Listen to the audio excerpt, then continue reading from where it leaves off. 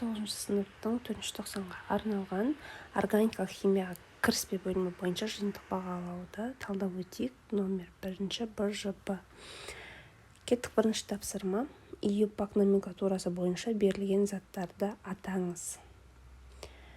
Біріншісі, жалпы ИЮПАК номенклатурасы бойынша ең алдымен біз тізбекті тауып алуымыз керек. Сол тізбекке қарай қандай радикал қосылған, қандай радикал жалғанып тұр, қанша связь бар, байланыс бар, соған қарай аттарды атайтын боламыз.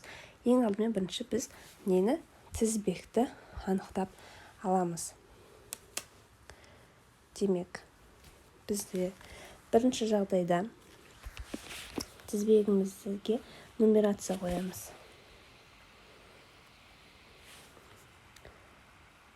1, 2, 3, 4, 5.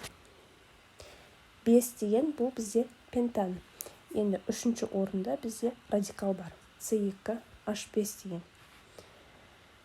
Демек, осыны алдымен жазып кетеміз. Үшінші орында С2H5 бұл этил радикалы. Тізбек бізде пентан.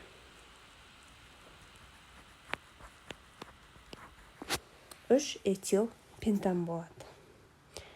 Дәл осылай басқаларына жасайтын боламыз. Бізде 2 радикал,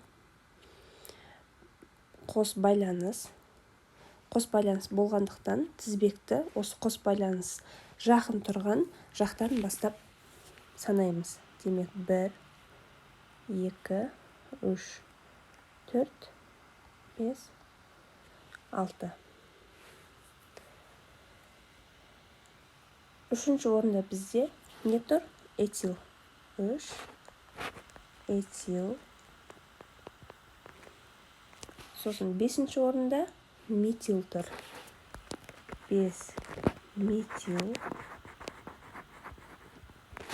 Жалпы тізбектің 6 көміртек болса, бұл бізде гексан. Ал егерде қос байланыс болса, демек ол ан деген жалғауы енге ауысады. Гексен. 5 метил. Барлығы бірге жазылады. Гексен. Және оның орнын көрсетуіміз керек. 2. Қос байланыс қай жерде орналасқан. Түсінікте? Мынаның барлығы бірге жазылады. 3 этил, 5 метил, гексен болып. Келесі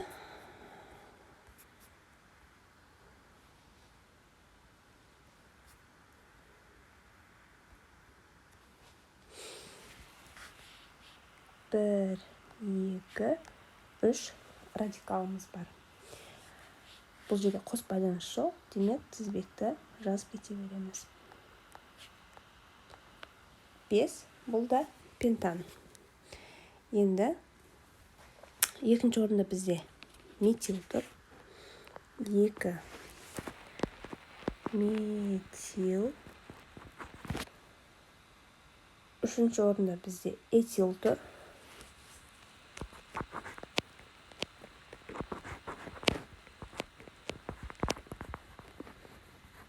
Этил. Мынау тізбек пентан. Ал егер OH тобы болатын болса, ол деген жалғау қосылады. Пентанол.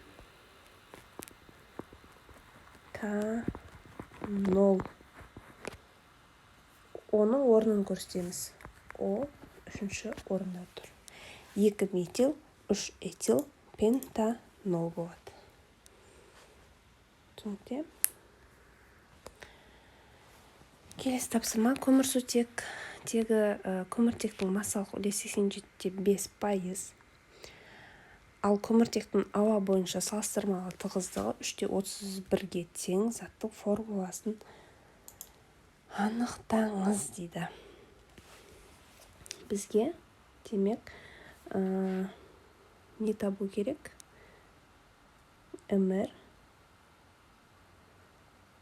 көмірсутек CXHY. Бізге осыны табуымыз керек. Ол неден тұрады дейді? массалық үлесі 87,5%, ал көміртектің ауа бойынша салыстырмалы тығыздығы осындай болып тұр. Демек, тығыздығы бойынша МР-ін тауып аламыз.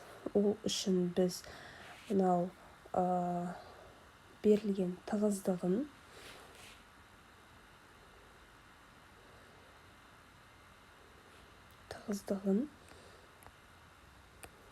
көбейтеміз МР-ге. МР не бойынша дейді? Ауа бойынша.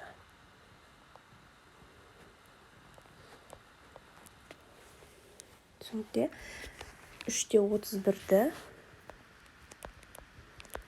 көбейтесіздер, ауаның МР-і 29 болады. 96 грамм моль бізде мынау белгісіз заттың жаңағы массалық үлесі. Енді ары қарай біз бұл жерде көміртектің массалық үлесі 87,5%. Демек, мына көмірсутегінің массалық үлесі 87,5% болса, С-нікі қанша екен анықтап алуымызға. С-нікі қанша екен белгілі, демек біз водородқа қанша екен анықтап алуымызға болады. Ол үшін 100%-дан аламыз, но 87,5%. Ол бізде 12,5% болып тұр. Бұл бізде водород. Енді осыны оның атомдық үлесіне бөлу арқылы біз оның саны қанша екенін анықтайтын боламыз. Мынау отношение x на y. 87,5 бұл бізде көміртектікі, оның атомдық үлесі 12, ал 12,5 бұл бізде сутектікі. Оны 1-ге бөлеміз. Бұл 7/29 болады, бөлсеңіздер. Мынау 12,5 болады. Бұны қысқартып және округлить еткенде бізде болады 7/12. Демек, С 7, H 12. Осы формаға сай келіп тұр екен. Сондықтан осының МР-ін тапсаңыздар 96-ға тең болады. Ары қарай берілген заттардың изомерлерді көрсетіңіз дейді. Оны қалай көрсетеміз? Бірінші санап алайық. Изомер дегеніміз не? Қанша көміртек бар, қанша сутек бар. Екеуі бір-біріне тең болса, сол бізде изомер болып кетеді. Дұрыс па?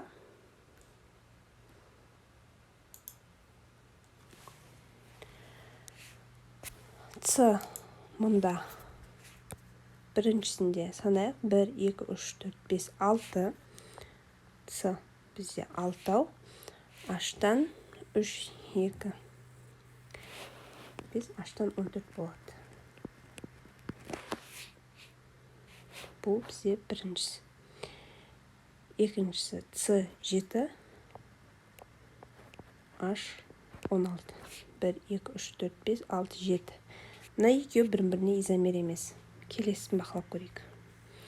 1, 2, 3, 4, 5. Бұл жерде С 5. H 12.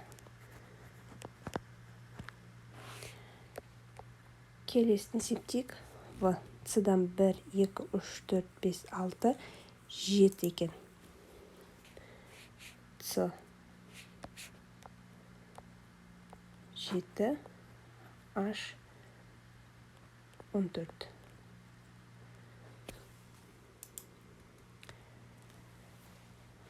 келесі С 1, 2, 3, 4, 5, 6, С 6, H 14.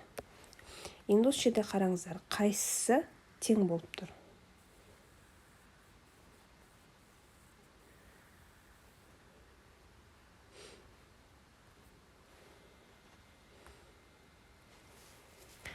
С 6 мен С 6.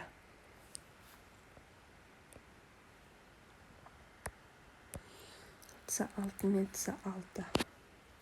Осы бізде изомер А мен Г. С 7 мен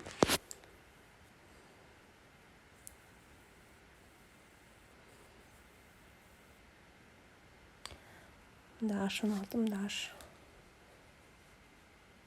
14.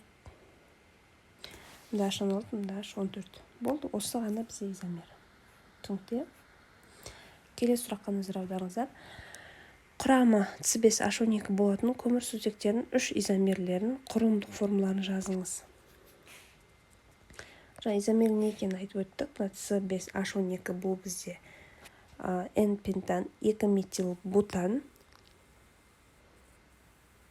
Осы 2 пример келтіріп кеттік. Негізінен сіздерге 3 келтіру керек екен.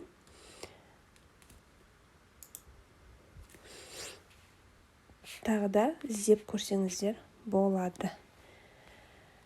Осымен бүгін біз 9 сыныптың номер 1 БЖБ-ны талдап өттік. Сұрақтарыңыз болса комментарий қалдырып кетіңіздер. Сіздермен бірге болған химия онлайн арнасы. Пока-пока.